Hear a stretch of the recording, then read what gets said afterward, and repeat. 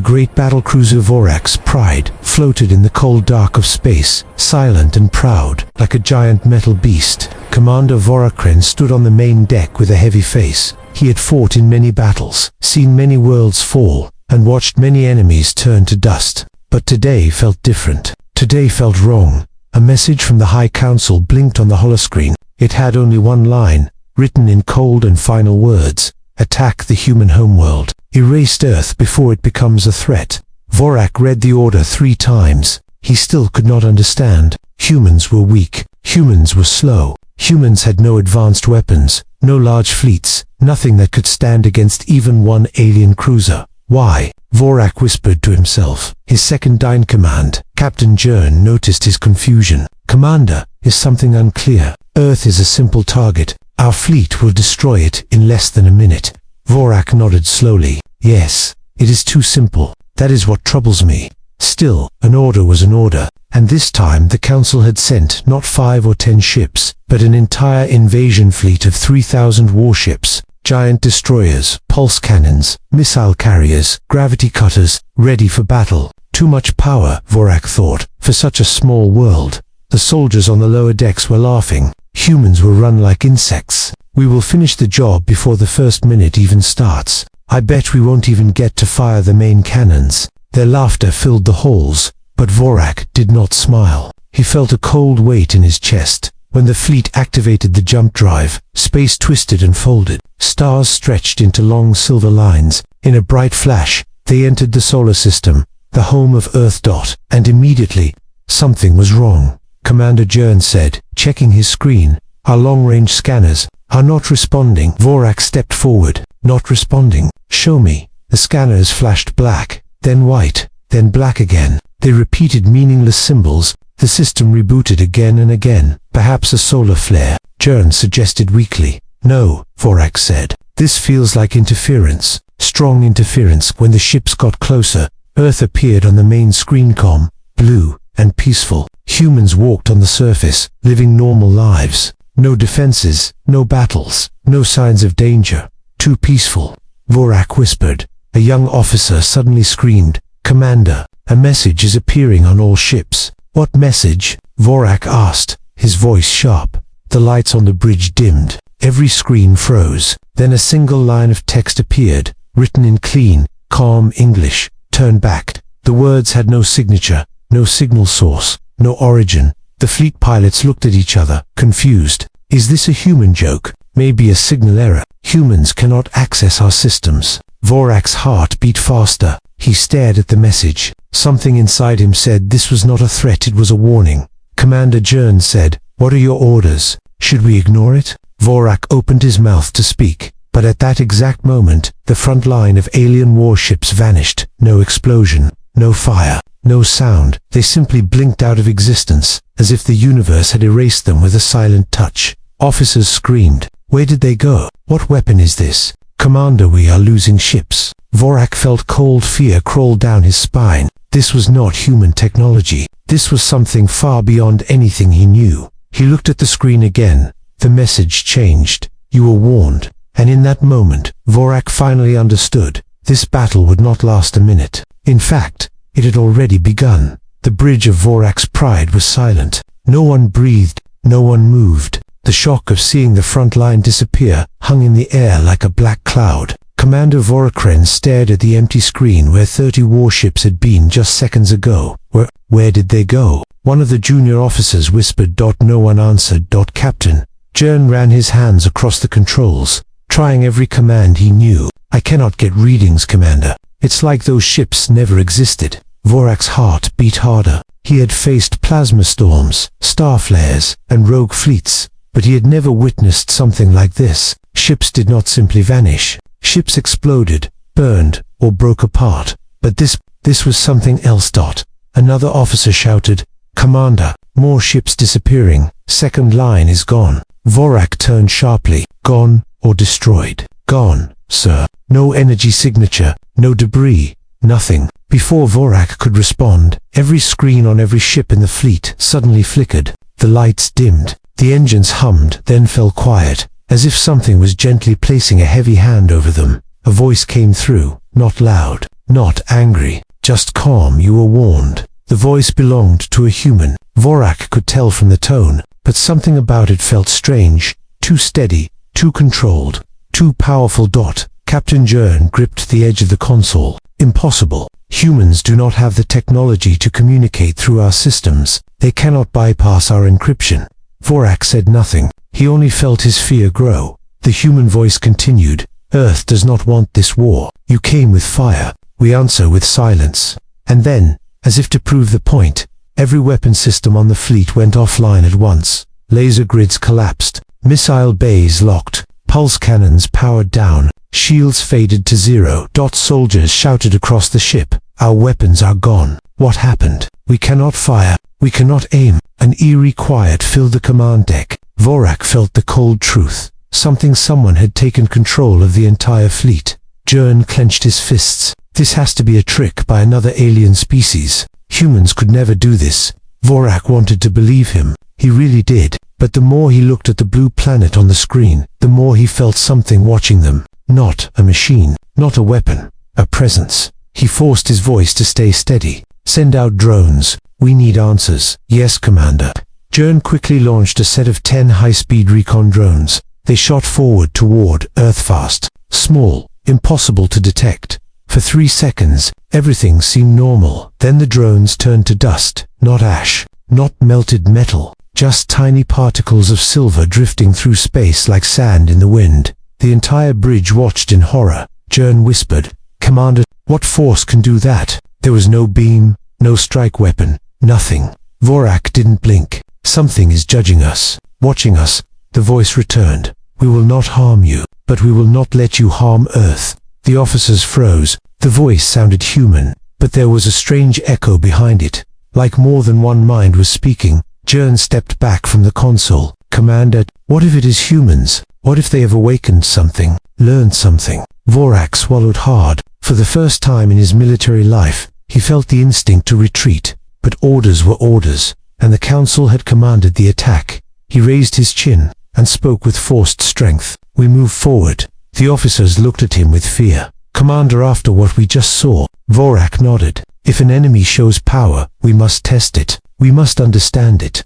He stared at Earth, silent, peaceful, shining like a blue jewel. Yet he knew now, it was not the humans. He feared it was whatever was protecting them. And as the fleet moved forward again, Vorak whispered to himself, this is no ordinary world. The alien fleet moved slowly through the solar system, but every ship felt heavy as if space itself had become thicker around them. On the main screen of Vorak's pride, Earth grew larger, brighter, more mysterious with every passing second.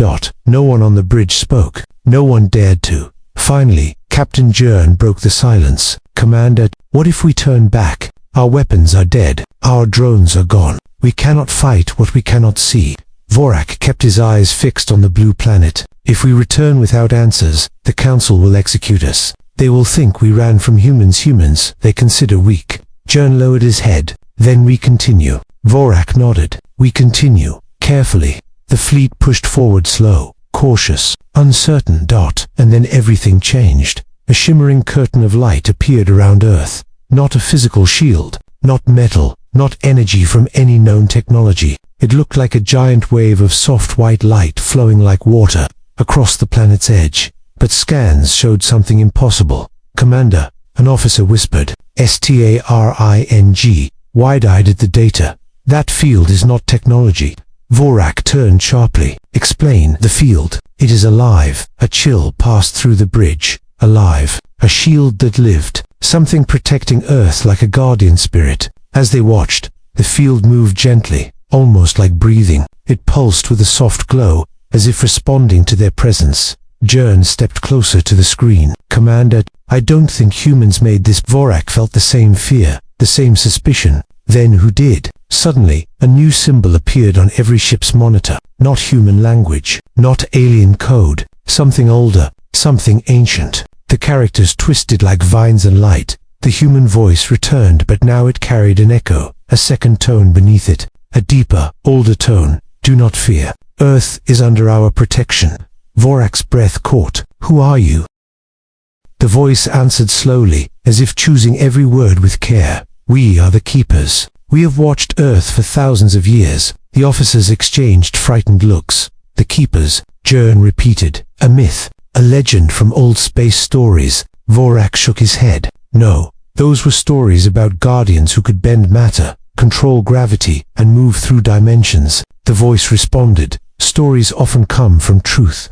The shimmering field brightened, and then, like a curtain lifting, a vision appeared inside the bridge. Not a hologram, not a projection, something far more real. They saw Earth's oceans glowing softly beneath the waves. Shapes moved deep underwater, giant forms, graceful and powerful, with bodies made of light and bone. Their eyes shone like stars. In the mountains, other forms rested inside stone, breathing slowly. In the skies, invisible wings shifted the clouds. They had been there all along, everywhere, hidden, watching. Jern stepped back in fear. They live on Earth. Humans don't even know. The voice replied. Humans are young. They are not ready to see us, but their hearts are strong. Their future is greater than any of you expect. Vorak's hands trembled slightly, something he had not felt since his first battle as a soldier. Why protect them? Why hide among them? The answer came gently. Humanity will one day rise higher than all of you. They will touch the stars with kindness, not conquest. The vision faded. The shimmering field returned to calm. The bridge fell silent. Jern spoke softly, almost in awe. Commander, we attacked a world watched by gods. Vorak shook his head. Not gods, but something close. He stared at Earth again, not as a target, but as a mystery, a miracle dot. And in that moment he understood. Humans were not alone. They had never been alone, and the keepers had chosen them. As the fleet floated closer, Vorak whispered the truth to himself. We should not be here. The alien fleet floated like frightened animals before a sleeping giant. Every ship held its position, unsure whether moving forward meant death or disappearance. Commander Vorakrin stood on the bridge of Vorak's pride, trying to understand the strange power protecting Earth. Captain Jern whispered, Commander, if the keepers can erase entire ships, why haven't they destroyed us already? Vorak stared at the glowing shield around Earth. Because they do not want war. They only want us gone. But even as he said those words, he wondered how long the keepers' patience would last. The air inside the bridge shifted. All lights dimmed at once. Every officer froze. A soft hum echoed through the ship like the sound of wind moving through metal. Except there was no wind in space. The voice returned. You were warned. Leave now. But it wasn't a threat. It sounded almost sad, almost disappointed. Before Vorak could reply, the disaster began. One by one, the alien ships started to change commander. An officer shouted, hands shaking over the controls. Our weapons are disappearing. Vorak rushed to the console. His eyes widened. The pulse cannons, one of the most advanced weapons in the galaxy, were gone. Not broken, not shut off. Gone. Jurn checked another screen. Our missile storage is empty. Commander, the warheads are missing. The fleet-wide communication channel exploded with panic. Our shields are gone. Our torpedoes vanished. We have no defenses. What's happening to the ships? A technician ran the scanning program again and again, panic rising in her voice. It's not an attack. It's like the concept of weapons is being removed from our ships. Vorak felt a cold sweat on his skin. The keepers are not destroying the fleet. Jern swallowed hard. Then what are they doing? A calm voice filled every ship once more. War is not allowed here. And then the ships began to fall apart quietly, peacefully, impossibly. Panels gently separated from the walls. Large metal plates dissolved into tiny particles of light that floated like dust. Engines broke down softly, as if taken apart by invisible hands. It wasn't destruction. It was DISASSEMBLY. Like a child, calmly taking apart a toy. The bridge shook slightly as pieces of the ship dissolved. Officers screamed, trying to hold on to consoles that melted beneath their hands. Vorak grabbed the edge of his command seat. Keepers, what do you want from us? The answer came like a whisper of wind. Understand. The shimmering field around Earth brightened for a moment, flashing like a heartbeat. Every alien soldier felt something press against their minder gentle pulse. Not painful, but impossible to ignore. A memory not their own filled their thoughts. Human children laughing. Human families eating dinner. Scientists building rockets with hope in their eyes. Artists painting worlds they dreamed of seeing. Young humans looking at the stars with wonder, not fear. Vorak gasped. They are showing us. Humanity. Jern fell to his knees. Why? Why show us this? The voice answered, so you learn that Earth is not a target. Earth is a future. More pieces of Vorak's pride drifted away like glowing feathers. Alarms rang, but nothing could stop the slow, gentle disassembly.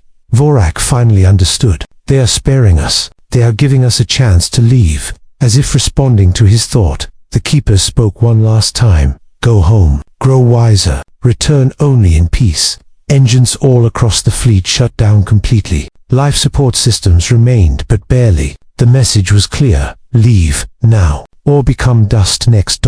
Captain Jern stood shakily. Commander, we can still retreat. We can jump away if the backup drives respond. Vorak looked around his dying ship, then at the blue planet glowing peacefully in the distance. Yes, he whispered. Prepare for retreat. The fleet slowly turned away, defeated not by war, but by mercy. And as Earth shrank behind them, Vorak spoke the truth aloud. We never stood a chance. The alien fleet limped through space, damaged, silent, and shaken. Once proud warship symbols of power now drifted like empty shells. Panels were missing. Weapons had vanished. Engines worked only at half power. The fleet looked less like an army and more like survivors escaping a storm. Commander Vorakrin stood on his shattered bridge, staring out into the dark. Behind him, Earth was now only a small blue light, peaceful and calm, yet more terrifying than any battlefield he had ever known. Captain Jern joined him. His uniform was torn, and dust from dissolved metals still clung to his skin. Commander, he said softly, we are finally out of the Keeper's reach. The ships are stabilizing. Vorak nodded, but he did not look relieved. Stabilizing, but changed forever. The crew worked without speaking. No laughter, no pride. Only quiet fear and deep confusion. After many hours, the fleet arrived back at the capital world. The High Council waited in the command hall cold, strict, angry. Massive screens displayed the damaged fleet. The sight shocked everyone. Whispers filled the room. How could humans do this? This must be a lie. No force could defeat our fleet. Where are the weapons? The council leader stepped forward. Commander explain yourself. Vorak stood tall, though exhaustion weighed on him. We attacked Earth as ordered, but humans were not the ones who answered. The hall fell silent. Vorak continued, his voice steady. Earth is protected by a species older than us, ancient beings who call themselves the Keepers. They control forces we cannot understand. They erased our weapons. They dismantled our ships. They spared our lives only to teach us a lesson. The council roared with disbelief. Impossible. A guardian species, on a primitive world. Humans barely understand space. Vorak raised a hand. I saw these beings. They showed me their memory. They showed me humans, how they dream, how they grow, how they hope. The Keepers believe humans will rise higher than any of us. A long silence followed. The council leader glared. And do you believe this nonsense? Vorak looked down for a moment, then lifted his head with calm certainty. Yes, I believe it. Gasps spread around the hall. He continued. We attacked a peaceful world guarded by powers older than our empire. They could have destroyed us. Instead, they warned us. His eyes hardened. Ignore that warning, and we will not survive a second mistake. The council leader's face flushed with anger, but he could not deny the evidence. The broken fleet behind Vorak spoke louder than any words. Jern stepped forward beside his commander. If we fight Earth again, we will face something far beyond war. Something that sees us like children holding knives. The council murmured nervously. Vorak ended his report with one final line, slow, clear, and unforgettable. Earth is protected, and humanity will one day protect others. The hall fell silent. Later, alone in his quarters, Vorak looked out the window at the stars. His thoughts drifted to the blue world he had nearly destroyed. A world full of life, dreams, and hidden guardians. He whispered, humans do not know their future, but someone does. On Earth, far away, life continued as usual. People went to work. Kids played in the streets. Scientists studied the sky. None of them knew that a fleet had come to destroy them, nor that an ancient species had shielded them from harm. Deep underground, in a quiet hidden chamber, a keeper rested with glowing eyes. It watched the stars and spoke softly, though no human could hear. Grow strong, humanity, your time will come. The story ends with hope, mystery, and a promise. Humanity's journey has only begun.